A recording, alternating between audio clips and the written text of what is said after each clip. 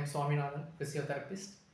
இன்னைக்கு இந்த வீடியோவில் நம்ம என்ன பார்க்க போகிறோம்னா ஹார்ட் அட்டாக் பற்றி தான் பார்க்க போகிறோம். மோஸ்ட்லி பீப்புளுக்கு அவேர்னஸ் இருந்தாலும் சம் பீப்புள்ஸ்க்கு வந்து இன்னும் ஹார்ட் அட்டாக்னா என்னன்னு தெரியாமல் இருக்குது. இன்றைக்கி ஹார்ட் அட்டாக்னா என்னாலும் அதுக்கான எப்படி சிம்டம்ஸ் இருக்கும், தென் அதுக்கான ட்ரீட்மெண்ட் என்ன ப்ரொசீஜர்லாம் இருக்குது அப்படிங்கிறத நம்ம இந்த வீடியோவில் பார்க்கலாம். இந்த வீடியோ வந்து ஜென்ரல் பீப்புள்ஸ்க்கு மட்டும் இல்லாமல் மெடிக்கல் ஸ்டூடெண்ட்ஸுக்குமே ரொம்ப ஹெல்ப்ஃபுல்லாக இருக்கும். அதை பற்றி ஃபுல் டீட்டெயில் நம்ம இந்த வீடியோவில் பார்க்கலாம். உலகம் ஃபுல்லாக 70 லட்சம் பேர் வந்து உயிரிழக்கிறாங்க ஒரு வருஷத்துக்கு. எதனாலனா ஹார்ட் அட்டாக் காரணத்தினால. இந்த ஹார்ட் அட்டாக்கை நம்ம வந்து வேர்ல்டு லீடிங் கில்லர் அப்படின்னு சொல்கிறோம். கேன்சர் இருந்தால் ட்ரீட்மெண்ட் இல்லை, அதனால தான் மக்கள் வந்து உயிரிழக்கிறாங்க. ஆனால் ஹார்ட் அட்டாக் பொறுத்தவரையும் நமக்கு ட்ரீட்மெண்ட் இருந்தாலும் போதிய அளவு அவேர்னஸ் இல்லாதனால மக்கள் பெரும்பாலான அளவு உயிரிழக்கிறாங்க. ஹார்ட் அட்டாக் எதனால் காசாகுது அப்படின்னு பார்த்தோம்னா, நம்ம வந்து ஒரு ஆக்ஷன் செய்யணும், மசில் வந்து சுருங்கணும், விரியணும். மசில் கான்ட்ராக்ஷனுக்கு தேவைன்னா ஆக்சிஜன் தேவைப்படும். ஆக்சிஜன் இருந்தால் தான் நம்ம மசில் வேலை செய்யும். நம்ம வந்து கை கால்லாம் எப்படி வந்து நம்ம நினச்சி மடக்கிறோமோ, ஆனால் ஹார்ட் மசில் வந்து இன்வாலண்ட்ரி மசில்ஸ் அப்படின்னு சொல்லுவோம். நம்ம எந்த ஒரு ஸ்டிமுலேஷனும் அதுக்கு கொடுக்கணும்னு தேவையில்லை, ஆட்டோமேட்டிக்காக அது மசில் சுருங்கி விரிஞ்சிக்கிட்டே இருக்கும். ஆனால் அந்த மசிலுக்குமே வந்து நம்ம பிரெயின்லேயும் ஸ்டிமுலேஷன் தேவைப்படலைனாலும் அதுக்கு ஆக்சிஜன் தேவை. ஆக்சிஜன் இருந்தால் தான் எல்லா மசிலும் ஒர்க் ஆகும். ஹார்ட் அட்டாக் எப்போ வந்து காசாகுதுன்னா, ஹார்ட் மசிலுக்கு ப்ராப்பரான ஆக்சிஜன் கிடைக்காதப்போ அது ஹார்ட் அட்டாக்குன்னு நம்ம சொல்கிறோம். இப்போ வந்து ஒவ்வொரு மசிலுக்குமே வந்து ஒவ்வொரு வந்து ரத்த குழாய் சப்ளை பண்ணும், அது ஆர்ட்ரின்னு சொல்லுவோம். ஆர்ட்ரி வந்து பிளட்டை வந்து எடுத்துகிட்டு போய் குட் ஆக்சிஜன் பிளட்டை எடுத்துகிட்டு போய் மசிலுக்கு கொடுக்கும். அதே மாதிரி ஹார்ட்டுக்கு சப்ளை பண்ணுற ஆர்ட்ரியோட பேர் கரோனரி ஆர்ட்ரி. அந்த கரோனரி ஆர்ட்ரியில் எதுவும் டேமேஜஸ் இருந்தால் அந்த ஆர்ட்ரி வழியாக ஹார்ட்டுக்கு பிளட் ஃப்ளோ கரெக்டாக கிடைக்காது. அப்போ தான் நமக்கு ஹார்ட் அட்டாக் காசாகுது.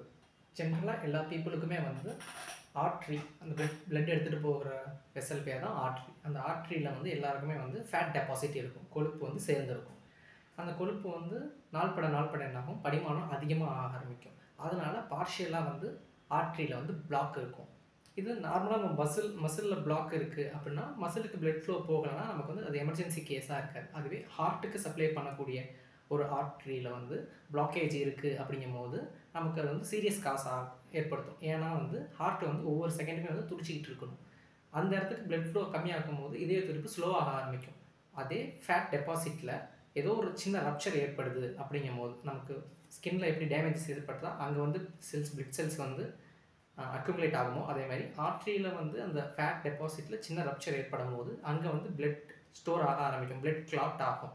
பிளட் கிளாட் ஆகணும்னு என்ன ஆகும், பார்ஷியலாக பிளாக் ஆகி இருந்த வெசல் வந்து கம்ப்ளீட் பிளாக்கேஜ் ஆகிடும். கம்ப்ளீட் பிளாக்கேஜ் ஆகிறத தான் நம்ம வந்து myocardial infection or heart attack அப்படின்னு சொல்லுவோம்.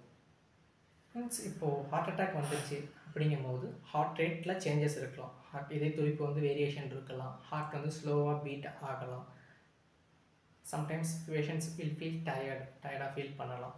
இப்போ ஒரு பேஷண்ட்ஸுக்கு வந்து ஹார்ட் அட்டாக் வந்துருச்சு, ஹார்ட் அட்டாக் இல்லை வரப்போகுது அப்படின்னா நம்ம என்னென்ன சிம்டம்ஸ் எல்லாம் வச்சு நம்ம சொல்லலாம் அப்படின்னு. ஹார்ட் அட்டாக்கோட சிம்டம்ஸ் அப்படின்னு பார்த்தீங்கன்னா, செஸ்ட் பெயின், எல்லாருக்கும் தெரிஞ்சது செஸ்ட் பெயின் இருக்கும். அது எப்படி இருக்கும்னா, பேஷண்ட்ஸ் வந்து யாரும் நம்மளை போட்டு நெஞ்சில் நசுக்கிற மாதிரி இருக்குது அப்படின்னு சொல்லுவாங்க. மற்றபடி காமனானது என்னென்னா ரேடியேட்டிங் பெயின், லெஃப்ட் ஆர்முக்கு பெயின் ரேடியேட் ஆகிற மாதிரி இருக்குது, இல்லை வந்து தாடை வலி இருக்குது, ஜா பெயின் இருக்குது, இல்லை அப்டமன் பெயின் இருக்குது, பேக் பெயின் இருக்குது. இதெல்லாம் காமனான சிம்டம்ஸ்னு பேஷண்ட்ஸ் சொல்லுவாங்க. இந்தமாரி சிம்டம்ஸ்லாம் இருக்கும்போது அவங்களுக்கு மேபி ஹார்ட் அட்டாக்காக இருக்கலாம். பேஷண்ட்ஸுக்கு என்ன இருக்குன்னா, வாமிட் வர மாதிரி இருக்கும், சில பேஷண்ட்ஸுக்கு வாமிட்டே வரலாம். இது 2 சிம்டம்ஸும் சில பேஷண்ட்ஸுக்கு காமனாக இருக்கும். ஷார்ட்னஸ் ஆஃப் பிரெத், மூச்சு விடுறதுக்கு சிரமப்படுவாங்க. மென்னுக்கு தான், ஆண்களுக்கு தான் வந்து ஹார்ட் அட்டாக் காமனாக இருக்கும். ஆனால் வந்து ஃபீமேலுக்கும் தென் ஓல்டேஜ் பீப்புளுக்கும் வந்து மேலே சொல்ல சிம்டம்ஸ் இல்லைனாலும் அவங்களுக்கு வந்து என்ன சிம்டம்ஸ்லாம் இருக்கலாம்னா, வீக்னஸ் அண்ட் டயர்டு தான் வந்து லேடிஸ் அண்டு ஓல்டேஜ் பீப்புளுக்கு மோஸ்ட் காமனான சிம்டம்ஸாக இருக்கும். அண்டு முக்கியமானது என்னென்னா, டயபிட்டிஸ் பேஷண்ட்ஸ், சுகர் இருக்க பேஷண்ட்ஸ் என்ன செய்யணும்னா ரொம்ப கான்ஷியஸாக இருக்கும். பிகாஸ் இந்த சிம்டம்ஸ் வந்து அவங்களுக்கு வந்து எதுவுமே காமிக்காது. ஏன்னா வந்து இப்போ பெயின், நான் சொன்ன சிம்டம்ஸ் எல்லாம் அதிகமாக இருக்கிறது பெயின் தான். அந்த பெயினை கேரி பண்ணி கொண்டு போகக்கூடிய நர்வெல்லாம் அவங்களுக்கு வந்து டயபிட்டிஸ் காரணமாக, அந்த சுகர் மாலிகுல்ஸ் பிளட்டில் நிறையா இருக்கிறது காரணமாக வந்து அந்த நர்வ்லாம் டேமேஜ் ஆகிருக்கும். நர்வ் டேமேஜ் ஆன காரணத்தினால அவங்களுக்கு என்ன ஆகும், அந்த பெயின் சிக்னல்ஸ் வந்து ப்ராப்பராக பிரெயினுக்கு எடுத்துகிட்டு போகாது. அதனால் டயபிட்டிஸ் பேஷண்ட்ஸுக்கு ஹார்ட் அட்டாக் வர சிம்டம்ஸ் வந்து கம்மியாக தான் இருக்கும், கொஞ்சம் கான்ஷியஸாகவும் இருக்கணும் அவங்க. இப்போது ஒரு பேஷண்ட்டுக்கு ஹார்ட் அட்டாக்குன்னு நீங்கள் கன்ஃபார்ம் பண்ணிட்டீங்க அப்படின்னா முதல்ல நம்ம என்ன செய்யணும்னா, எப்பொழுதுமே வந்து ஹார்ட் அட்டாக் வந்தால் ஃபாஸ்ட்டாக ரெஸ்பான்ஸ் பண்ணணும். எமர்ஜென்சியாக 108க்கு கால் பண்ணிடணும். ஏன்னா ஹாஸ்பிட்டலில் போனால் தான் ப்ராப்பராக வந்து டாக்டர்ஸ் வந்து உங்களுக்கு ட்ரீட்மெண்ட் ஸ்டார்ட் பண்ண முடியும்.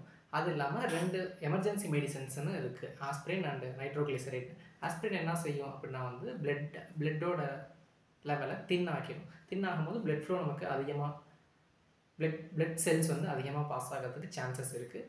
அதனால் நைட்ரோகிளிசரைட்னு ஒரு மெடிசன் இருக்குது. அந்த மெடிசன் எதுக்குன்னா வேசோ டைலிட்டேஷன், அந்த பிளட் வெசல்ஸை வந்து டைலேட் பண்ணும். பிளட் வெசல்ஸை டைலேட் ஆகும்போது நமக்கு ஆட்டோமேட்டிக்காக பிளட் ஃப்ளோவும் அதிகமாக இருக்கும். ரெண்டுமே எமர்ஜென்சி மெடிசன்ஸ் தானே தவிர இதோட ப்ராப்பரான ட்ரீட்மெண்ட் கிடையாது. ஃபர்தராக நம்ம என்ன ரூட் காசோ அதை கண்டுபிடிச்சி அதுக்கான ட்ரீட்மெண்ட் தான் எடுக்கணும் தவிர நம்ம டேப்லெட் போட்டால் நமக்கு ஹார்ட் அட்டாக் வராதா அப்படி கிடையாது. அந்த சிம்டம்ஸை தற்காலிகமாக நம்ம ஹாஸ்பிட்டல் போகிற வரையும் கண்ட்ரோல் பண்ணியிருக்கோம்.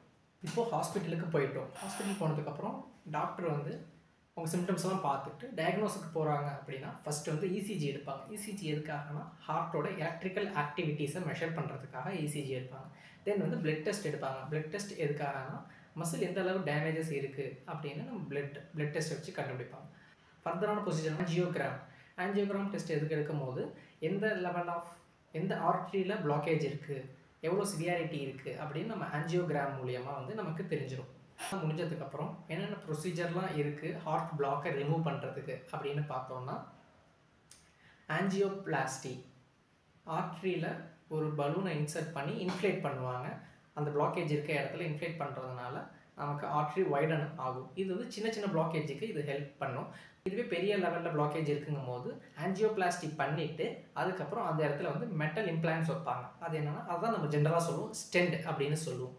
இந்த 2 ப்ரொசீஜருக்குமே வந்து தாண்டி பெரிய சிவியாரிட்டி அதிகமாக இருக்குது அப்படிங்கும் போது நம்ம கரோனரி ஆர்ட்ரி பைபாஸ் சர்ஜரி பண்ணுவோம். பைபாஸ் சர்ஜரினா பிளாக் இருக்க இடத்த தாண்டி நமக்கு பிளட் ஃப்ளோ போகாததுனால நம்ம வேறு பாடி பார்ட்லேருந்து வேறு எங்கேயாச்சும் ஆர்ட்ரி ஆர் வெயினை எடுத்து டைரெக்டாக அயோட்டா பெரிய ஆர்ட்ரியிலேருந்தே நம்ம ஹார்ட்டுக்கு வந்து சப்ளை கொடுக்குற மாதிரி பைபாஸ் சர்ஜரி பண்ணிடுவோம். இப்போ இருக்க ஜெனரேஷனில் ஹார்ட் அட்டாக்கோட ட்ரீட்மெண்ட்ஸ் டெவலப் ஆனாலும் நம்ம ஹார்ட் அட்டாக் வராமல் இருக்கிறதுக்கு என்னென்னலாம் செய்யலாமோ அதை தான் நம்ம கான்சென்ட்ரேட் பண்ணணும். ஹார்ட் அட்டாக்கு மோஸ்ட் காமனான காசஸ் என்னென்னா ஜெனட்டிக் காசாகவும் இருக்கலாம் அல்லது லைஃப் ஸ்டைல் சேஞ்சஸாகவும் இருக்கலாம். ஜெனட்டிக்காக நம்மளால் மாற்ற முடியாது, பட் லைஃப் ஸ்டைலை நம்ம சேஞ்ச் பண்ண முடியும். ப்ராப்பராக எக்ஸசைஸ் பண்ணுறது, நல்லா சாப்பிட்றது, ஹெல்தி ஃபுட்ஸ் சாப்பிட்றது, வெயிட் லாஸ் பண்ணுறது, இதெல்லாம் வந்து ஹார்ட் அட்டாக்கோட ரிஸ்க்கை வந்து ஸ்டெப் பை ஸ்டெப்பாக குறைக்க ஆரம்பிச்சிருது. டாக்டரான நாங்கள் என்ன சஜஸ்ட் பண்ணுவோன்னா வீக்லி ட்வைஸ் எக்ஸசைஸ் பண்ணுறது ரெகுலராக. ஹார்ட் அட்டாக் வந்திருக்கோ வரலையோ, வரக்கூடிய சிம்டம்ஸ் இருக்கோ இல்லையோ, ஆனால் வீக்லி ட்வைஸ் எக்ஸசைஸ் பண்ணுறது குட் ஃபார் ஹார்ட். எக்ஸசைஸ் வந்து ஏரோபிக் எக்ஸசைஸாகவும் இருக்கலாம் அல்லது வெயிட் ட்ரைனிங் எக்ஸசைஸாகவும் இருக்கலாம். ஏரோபிக் எக்ஸசைஸ்னால் ஆக்சிஜன் நிறையா நம்ம கன்சியூம் பண்ணி பண்ணுறது தான் ஏரோபிக் எக்ஸசைஸ் அப்படின்னு சொல்லுவோம். ஸ்ட்ரென்த் ட்ரைனிங் எக்ஸசைஸ்னால் வெயிட்ஸ் நிறையா வச்சு பண்ணுறது தான் நம்ம ஸ்ட்ரென்த் ட்ரைனிங் எக்ஸசைஸ்னு சொல்லுவோம். டயட் எப்படி எடுத்துக்கலாம்னா low sugar and low saturated fat இருக்க டயட்ஸாக நம்ம எடுத்துக்கணும். டயட் சேஞ்சஸ்க்கு தனி வீடியோவே நம்ம போடலாம். ஹார்ட் அட்டாக் உள்ள பேஷண்ட்ஸ் வந்து என்னென்ன டயட் எடுத்துக்கலான்ட்டு. அது மட்டும் இல்லாமல் என்னென்ன டயட்டில் ஜென்ரலாக எடுத்துக்கலாம் அப்படின்னா வெஜிடபிள்ஸ் நிறையா சாப்பிட்லாம். And fruits, fibre rich fruits and வெஜிடபிள்ஸில் ஃபைபர்ஸ் நிறையா இருக்குன்னு நமக்கு ஆல்ரெடி தெரியும். தென் வந்து சிக்கன் அண்ட் ஃபிஷ் எடுத்துக்கலாம் இன்ஸ்டெட் ஆஃப் ரெட் மீட் மாட்டுக்கறி அதெல்லாம் சாப்பிட்றது, அதெல்லாம் ரெட் மீட், அதை அவாய்ட் பண்ணிவிட்டு சிக்கன் அண்ட் ஃபிஷ் எடுத்துக்கிட்டோன்னா நமக்கு மோர் பெனிஃபிஷியல். அது மட்டும் இல்லாமல் தானிய வகைகள் நிறையா எடுத்துக்கணும் அண்ட் நட்ஸ் நிறையா எடுத்துக்கும் போது லோவர் த ஹார்ட் ரிஸ்க். டயட்டை நம்ம ப்ராப்பராக ஃபாலோ பண்ணாலே நமக்கு ஹெல்தி வெயிட் இருக்கும். நமக்கு ஹெல்தி வெயிட் இருந்தாலே நம்ம ஹார்ட் அட்டாக்கோட ரிஸ்க்லேருந்து கம்மியாகலாம். டயட் மட்டும் இல்லாமல் சம் மெடிசன்ஸுமே ஹார்ட் அட்டாக் ரிஸ்க் குறைக்கிற மாதிரி இருக்கும். டாக்டர் வந்து உங்களுக்கு ரெகுலராக போகிற ஃபேமிலி டாக்டர் உங்களுக்கு ப்ரிஸ்கிரைப் பண்ணலாம் சம்டைம்ஸ். என்ன செய்யும்னா ரிஸ்க் ஃபேக்டர்ஸான high cholesterol, high blood pressure, diabetes போன்ற கண்டிஷனுங்கள்லாம் வந்து குறைக்கும். இந்த கண்டிஷன்லாம் நம்ம ரெகுலராக மெயின்டைன் பண்ணாலே ஹார்ட் அட்டாக்கோட ரிஸ்க்குமே நமக்கு குறையும். ஹார்ட் அட்டாக் காமன் தான், இருந்தாலுமே வந்து ஹெல்தி டயட் ஃபாலோ பண்ணுறது, டொபாக்கோ ப்ராடக்ட்ஸ், ஸ்மோக்கிங், ட்ரிங்கிங் அதெல்லாம் அவாய்ட் பண்ணுறது, எக்ஸசைஸ் ரெகுலராக பண்ணுறது, நல்ல தூக்கம், ஹாப்பி ஸ்மைல் எப்பொழுதும் இருக்கிறதுனால நம்ம ஹார்ட் அட்டாக் ரிஸ்க்கை வந்து குறைக்க முடியும். இந்த வீடியோ மூலமா உங்களுக்கு ஓரளவு ஹார்ட் அட்டாக்னா என்னன்னு ஒரு ஐடியாவும் கிடச்சிருக்குன்னு நினைக்கிறேன். இதேமாதிரி வீடியோஸ் நிறையா பார்க்கணுன்னா நம்ம சேனலை சப்ஸ்கிரைப் பண்ணிக்கோங்க.